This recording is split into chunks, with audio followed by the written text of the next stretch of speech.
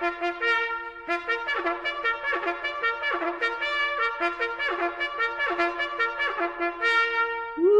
Welcome to Rebecca Sounds Reveille.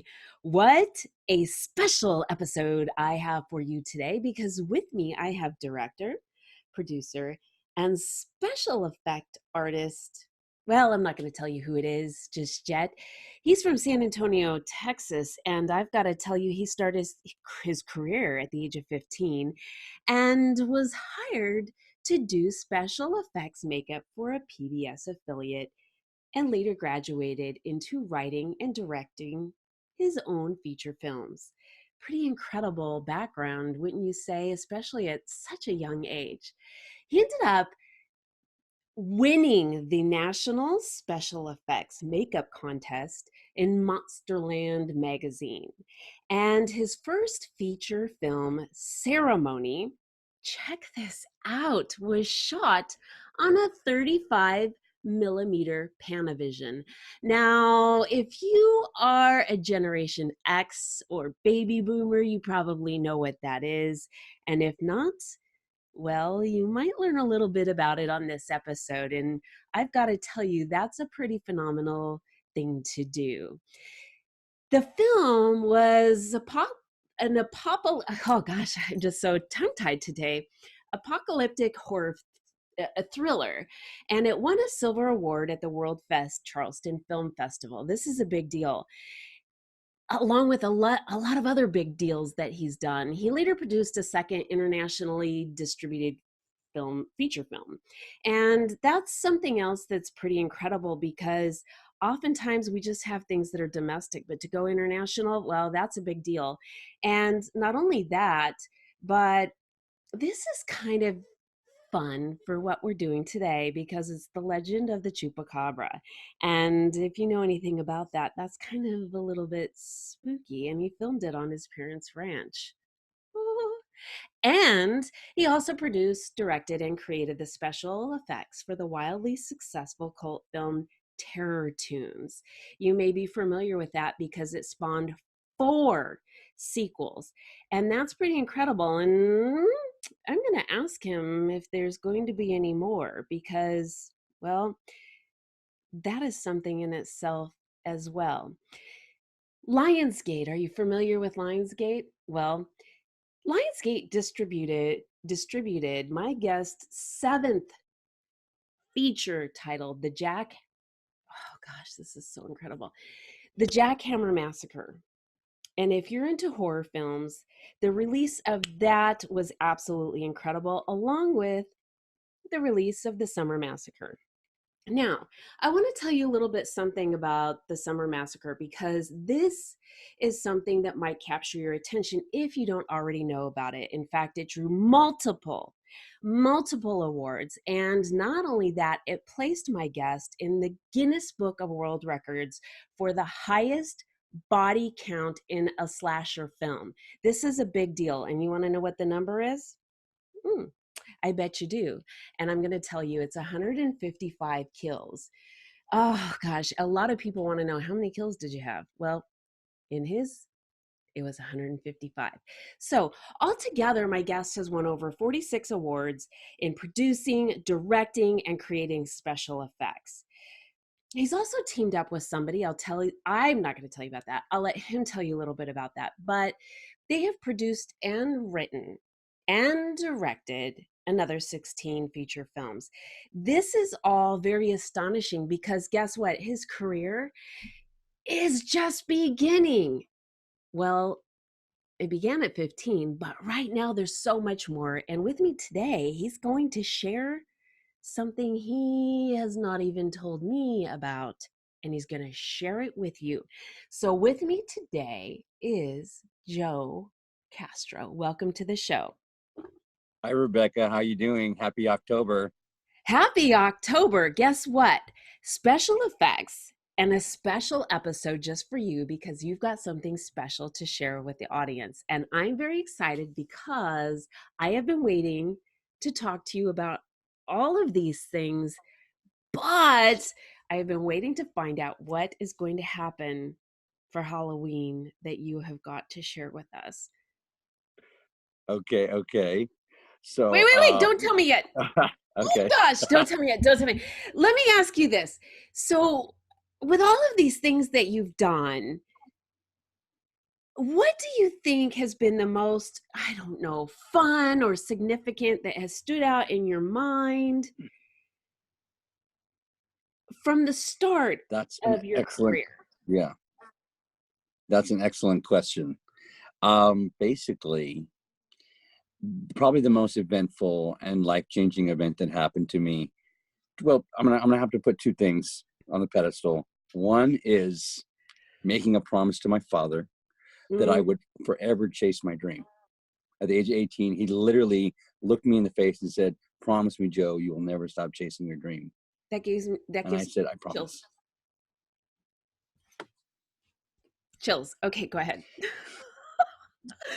And the second thing was I got to work and become great friends with the man that produced, directed, wrote, and created all the special effects for the very first slasher movie ever made. And he made this movie in 1963. His name was Herschel Gordon Lewis, and he is considered the godfather of gore. Now, Herschel passed away 3 years ago, but before he passed away, he asked me to create the effects for the sequel to the very first slasher movie ever made. He made it 33 years after the original, and he later Wow. became one of my good friends. I would go so far as to say as one of my best friends, because not only did he star in one of my movies and invite me to create the effects for his film for the sequel to the very first slasher movie ever. He also gave me the blood formula that was used in the very first slasher movie ever, and I'm the only person that knows it. You have I have the I have the secret formula, and the reason why it's so special is because blood was never photographed in color red in motion picture cinema in 1963. It was considered X-rated. It was I didn't considered know that. pornographic. Yes, the studios would not show color red blood, and he took a big chance and he made this movie. It's called Blood Feast, and he just totally changed the shape of horror films with this film, Uh-huh. and so that secret blood formula he used in the first film, he told me he told me uh, back in 2007, he gave me the formula in an interview that my partner Steven and I did with him, and so I kind of hold it really special. I still use it. I still use it today on certain movie sets. It still has its place. And sometimes when I'm working on a movie, I will bring a container of his blood to set and say, "This is Herschel Gordon Lewis blood. It was used in the very first slasher movie ever." The formula, and people will be in awe by it and very grateful and humble and appreciative that I still can share with the world what Herschel gave the world and gave the genre of horror and cinema. You bring to mind other sort of spooky things of those that are creating in the basement, Frankenstein kind of stuff as you're talking about this. But this is really exciting because you have this innate ability to produce not only the movies, but produce these special effects in a way that really is able to capture what you want to portray and engage the audience attention. That is really something it's just unbelievable in itself to do. Thank you. And Thank you for saying that. you're welcome. I mean, it really is. And not only that, but how many people really in the realm of and scope of what you do in special effects are actually in the Guinness Book of World Records? I don't know of anybody You're else. I right. don't. I mean, like Yeah. the only other film I know in the Guinness Book of World Records for special effects, this is just to my knowledge, was a James Bond film, and it was Okay. for the biggest. It was for, I think it was for the last James Bond film or the one right before that. It was the largest explosion ever on a movie set. And so whenever Guinness is mentioning like special effects for movies and Guinness Book of World Records, the Summer of Massacre always comes up. So it's in print. It's always in print. It's always still out there. And so it's always an honor to be mentioned amongst the likes of like James Bond, right? Yes. Yeah, yeah. Well, I mean, what you do is an honor because you are multi talented. You've won multiple awards, and this is pretty incredible. So at age 15, this is when you started doing things for PBS, the affiliate there. But I'm going to gather that you had things going on in your mind long before age 15. I did. Haha. That's absolutely true. I grew up with interest in dinosaurs and dragons, like all young boys, and my father knew that I would be very interested in Godzilla versus the Smog Monster, which was the first feature film I saw, like by myself in my parents' living room on a Saturday afternoon, and it just changed my whole world when I saw that film. I Oh. knew that I wanted to make special effects, and I knew that I wanted to pursue a career in directing and special effects and filmmaking. So that was 7 years old. I knew exactly then what I wanted to do. Yeah. See, I think a lot of times, often people have these pivotal moments in life where they realize there's certain things that are life altering. They're going to do something or not do something because of a certain thing that they see or experience. And that for you was at age 7, and you knew from what you had seen. Now, within this age group that you and I are, we can talk about certain things, but for those who are a little bit younger, they may not have any idea when I mentioned that you shot on the 35 millimeter Paravision. Yes. What is that? What's a 35 millimeter Paravision? What is that? 35 millimeter Panavision is it's a type of camera, and this That's right. camera, I'm sorry. Yes. it's okay, it's a type of camera, but it's a movie camera. It's so it shoots moving images. It takes pictures that then are later transferred to a positive that can be projected on a wall that makes moving images. And of course, all that technology today, you can still use it, but it costs like a fortune to do it. I mean, back in the day when I made my first feature film on 35 millimeter Panavision, you couldn't. Let's just put it this way: if you wanted to make a 90-minute movie, which is the basic running time of a feature film, Right. 90 minutes, just 90 minutes worth of film. That doesn't include the outtakes. It doesn't include the mistakes. It doesn't include roll camera, speeding, and action. That's like 3 seconds right there. Okay, and cut. That's another 2 seconds. 90 minutes worth of film stock cost $75,000 just on its own. Just 90 minutes. That That's doesn't include the, unbelievable. that doesn't include the developing of the film. It just includes the purchasing of it.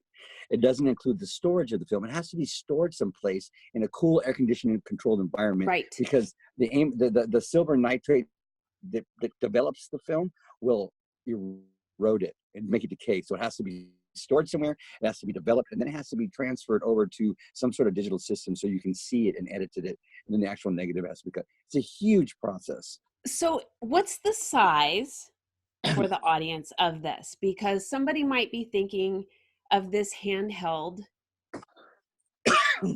that's a, Go ahead. such and such big, and they're just Oh, kind of. right. A Panavision camera well, a Panavision camera, the camera itself is only about that big, but all the accessories that come on it, the zoom lenses can be, I actually, for this film, I remember shooting in the desert, and we were shooting on this thing called a Panavision Gold camera, and we were shooting across the desert. We were a quarter of a mile away from where the actual actor was, and they were using this zoom lens to get it Oh, wow. really far away wide there. So the lens was like almost a foot and a half long. The cameraman, and it has to be up on a giant ladder and has to hold it and zoom in. It's pretty intense. It's definitely an adventure shooting on film. The thing Yeah. that really captured my attention about that was that it was on 35 millimeter, because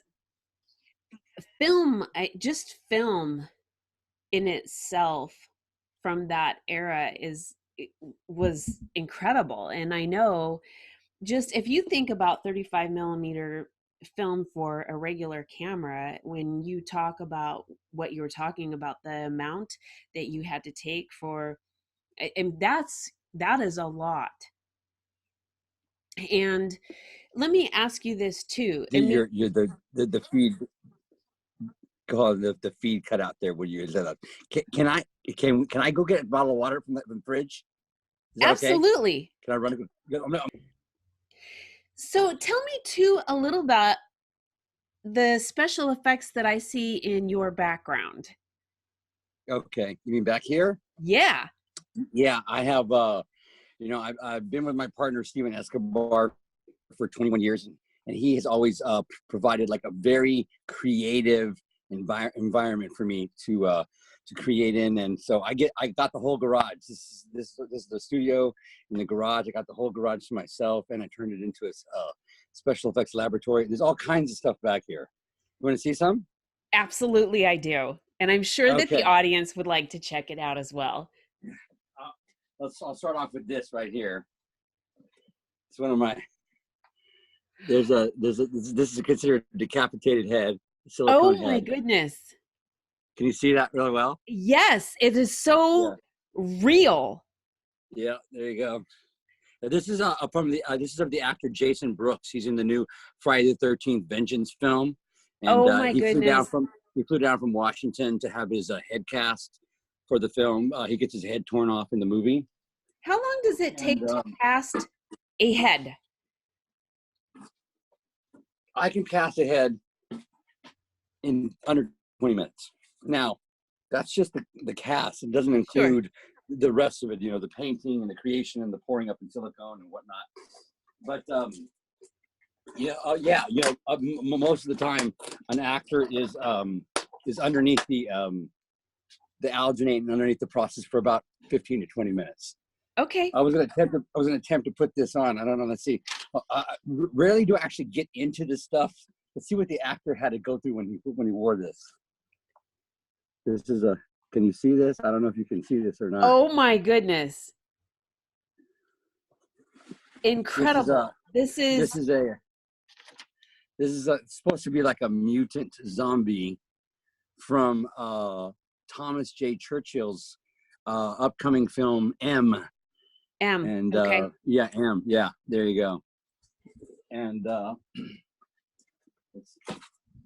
now you have a lot of credits to your name in addition to the things that I haven't mentioned.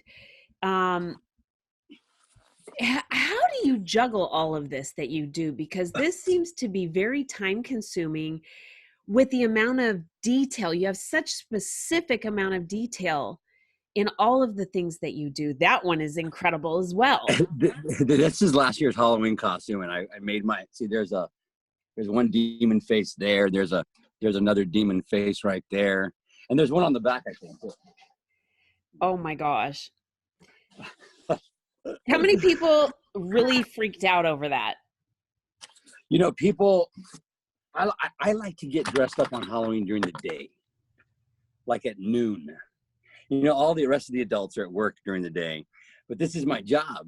So right. So I like to get dressed up like, I'll have a little breakfast, and then I'll get ready for the day, and then I'll get dressed up at noon, and then I'll go out during the work day. I'll schedule some appointments, go get the flu shots, go do some shopping, have lunch with a friend, dressed up in costume in broad daylight, so everybody can really appreciate all the details of my costume.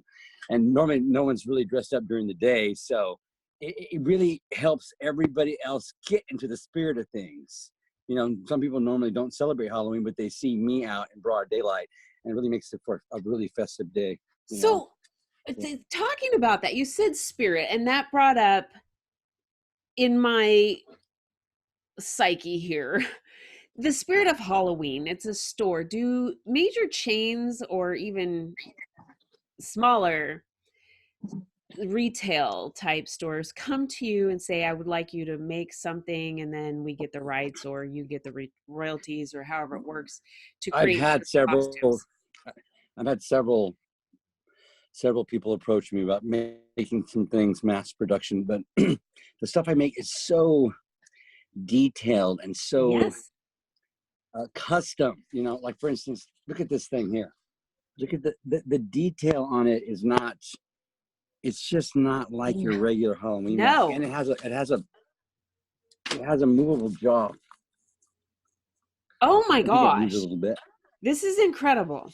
For So, those of you who are you know, listening and don't have an opportunity to see this, you need to head on over to YouTube, either to the Rebecca L. Mahan YouTube channel, the Rebecca Sounds Reveille YouTube channel, or Celebre Media VIP LLC, and you'll be able to see Joe's special effects on this. And you'll also want to check out his Facebook page at facebook.com/Joe.Castro. Definitely that's want correct. to connect with him there, because what he's got is unbelievable. There is nothing like this. And also, how many of you have connected with anybody else that's been in the Guinness Book of World Records? Oh my gosh. He's pulling my See, leg now. this leg, see how it moves like a real, this thing weighs about 10 pounds. So it's like the actual weight of a real leg, you know. So that way when it hits the ground on a movie set, it looks real, you know. It's all custom made. I make custom designs. It would be very difficult for me. Yeah, one of the most difficult things for a real artist, and I've talked to other artists, and they will all agree with me. One of the most difficult things for a real artist to do is to duplicate something that they've done. They just Okay. it's almost like it's cringe worthy, because it's so we're ready to move on to the next thing or refine what's there. But to duplicate something we've already done would be a big chore. You know, it would definitely be a bit of a mind twister for us. You know, I can so. understand that. Now, let's talk for a minute too. You've got Halloween on your shirt. This is a special edition because we have Halloween coming up and you have something special to share. And drum roll if you're ready to rock on with it. Would you like for me to share what's going on with me for Halloween this year? Yes. Well, I have several events that I'd like to go to. The two big ones that are on my plate are, one is going to be Hollywood has the Hollywood Zombie Walk, and they have zombie walks all over the United States.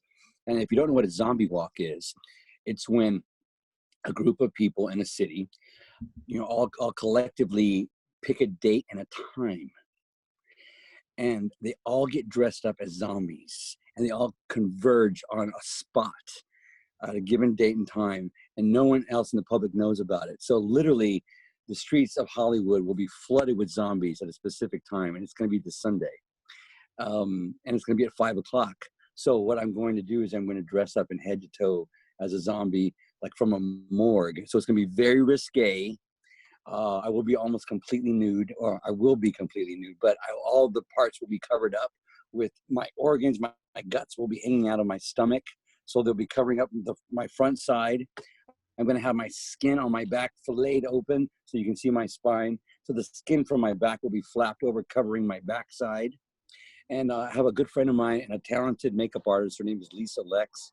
She's going to come over at 1 o'clock on Sunday, 4 hours before the zombie walk, and help me get into my full body makeup. But it's going to be a big deal. And, So, you know, real I'm going quick, to go ahead. Joe, is that you said, or excuse me, 5 o'clock Pacific time? 5 o'clock Pacific time at Hollywood and Highland, There you right go. in Okay. front of the right in front of the Kodak Theater where the Oscars are held. All right. This Yeah, is very yeah. cool. Okay, keep going. So and then and then of course there's a couple of industry parties that I'll be attending next week during the Halloween week. But the big day is of course Halloween Day. And what I like to do is I like to get dressed up during the day and go out and visit with friends and visit with make professional appointments and show up completely dressed up in costume. And for this year, I normally don't divulge what I'm going to be on Halloween beforehand, but I will say this: I've never seen it done before, and I will appear to be melting from head to toe. That's all I'm going to say. Okay, so with me not being in California, and I kind of want to check this out now, are you going to have this filmed? Will there be a live feed, a Facebook feed going? What's I going to will, happen so that we can get involved? yeah, I will definitely have pictures, of course, on my Facebook page I have to. I'll post them. That everybody will be waiting. I'll be posting them Yes. that night after the event. But I'm planning on doing a live feed of me getting into the makeup on Halloween Day. Yeah. Okay, So it's going to be this is going to be a lot of pretty fun. eventful.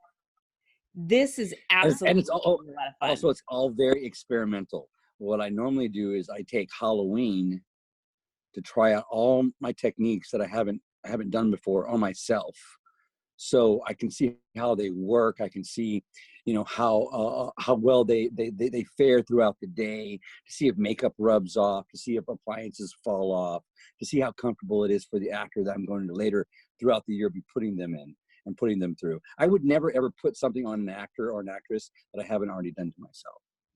See, that's an incredible thing because oftentimes you don't have someone that has done that. In fact, recently I saw a costume. Now, this is obviously nothing near like what you do, but the costume that was mass produced was sent to a child and it was put the parents opened it up and it was so hideous that they put it on the child and took pictures of it, placed it on Facebook and said, "Look what I got from XYZ company."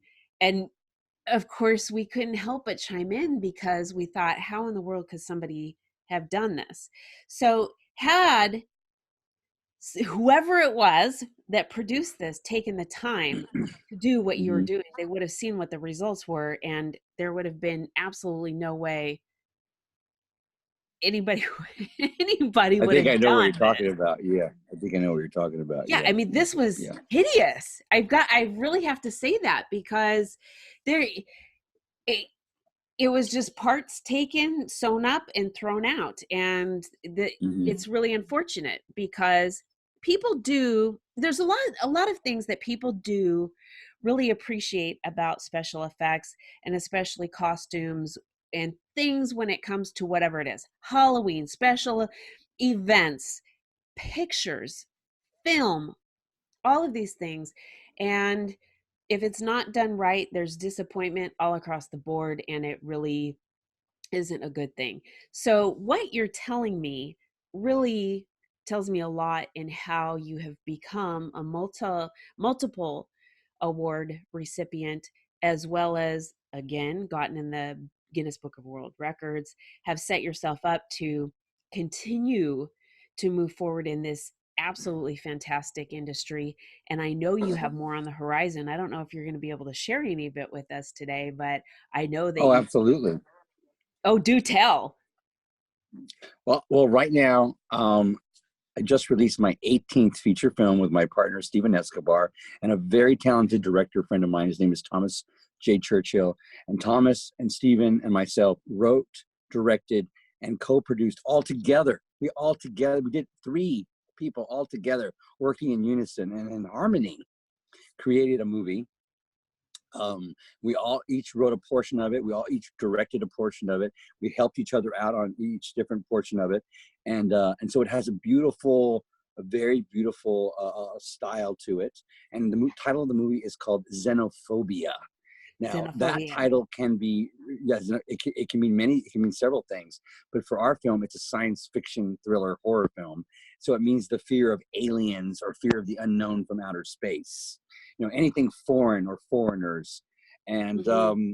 I had the opportunity to create all the aliens in the film. There's 7 different species of aliens, and I didn't use CGI to do them. I built them all practically with my own hands, and that's really cool Gosh. because it's a real homage to like the Star Wars cantina scene. If you remember the Star Wars cantina scene, all the aliens Rick Baker built, with the masks and puppets and whatnot. And so that's what I decided to do, kind of real throwback and homage to classic 80s science fiction films. And I have one of the aliens right here. I'm going to show you. Oh, we get to see Probably my it. favorite. There you go. Oh my. Wow, this is incredible. Look at that. If I can hold that. Ooh, He's that got kind of got a is blind eye here. that is really absolutely amazing work. Look at the Thank you. Thank detail you. on this. So Unbelievable. thank you. Thank you. And there's 7 different alien species in the film. So, but that's one of them. And I have another one right up here.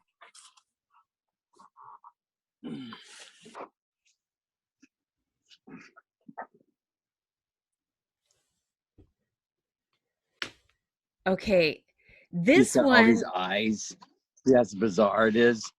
this one is definitely, can we see it more from the side? Because there's some detail Here's, here that, it's oh, got like 12 or I can't tell how many eyes it has. See from the front. It's got this big yes. brain kind of cranium up here, and it's got. Okay. Let's see if I can. Yeah. Wow. So So there's all different kinds. Go ahead. how many people, when you have someone, is it just one person in costume? How many people operate, say, one alien? Like it looked to me like you Well, had to hold that yeah, particular. that one took 3 people. That one took 3 people to operate. It Okay. had a giant. It has a giant body to it, and it's got 2 giant legs, and someone operates the head. And but it's puppeteered. I prefer putting a mask on someone is great in a costume, but I prefer when I'm making a species of an animal that's not human to make the whole thing from scratch, not to put a person in a costume, because it just moves unhuman and it moves, you can't copy that with CGI or with a person in a costume. It's something unique and original that's never been done before, and you can't duplicate that. You can't duplicate that natural act of some giant alien leg walking or being puppeteered. I really appreciate practical effects. It's a real craft that It it's is. taken a lot of people a long time to learn and to nurture and to care for. And I think that even those computer generated effects are very, very good, and they've come a very long way. There will always be a special place in motion picture cinema for real acting, real people, and real special effects. I will agree with you, and I am excited to see how much more you are going to accomplish with all of the things that you're doing. I'm very excited about. Thank you. Oh, you are so welcome. And I'm really excited to see Xenophobia. I am excited to find out what happens this Sunday, as well as what you've got going on Halloween. I want to watch for all of the pictures. I wish there was a live feed going because I think that would be a lot of fun. But I'll watch for the pictures. I really want the audience to connect with you. Do you do any other social media aside from Facebook? I do Instagram. My Instagram account is Joe_Castro_director. I love it. I love it. I'm really And excited about everything you're doing. but I'm on. Thank Say you, that thank again? you, thank you. Or I was gonna say that Xenophobia is out right now at every Walmart in America and on all the home media streaming platforms. And then you can get, if you Google my name, you can get most of my films on Vimeo or Amazon Prime. You can see the Summer of Massacre, the Guinness Book of World Records slasher film right now. It came out for Halloween. It's on Amazon Prime, and it's Yes. available on Blu-ray and DVD right now. I absolutely love it. Thank you so much for being with us today, Joe.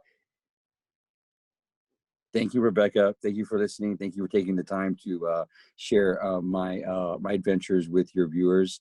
And happy Halloween. Thank you. Woo! And for all of those of you who are watching, make sure to connect with Joe because I've got to tell you, the special effects that he does is detailed, unique.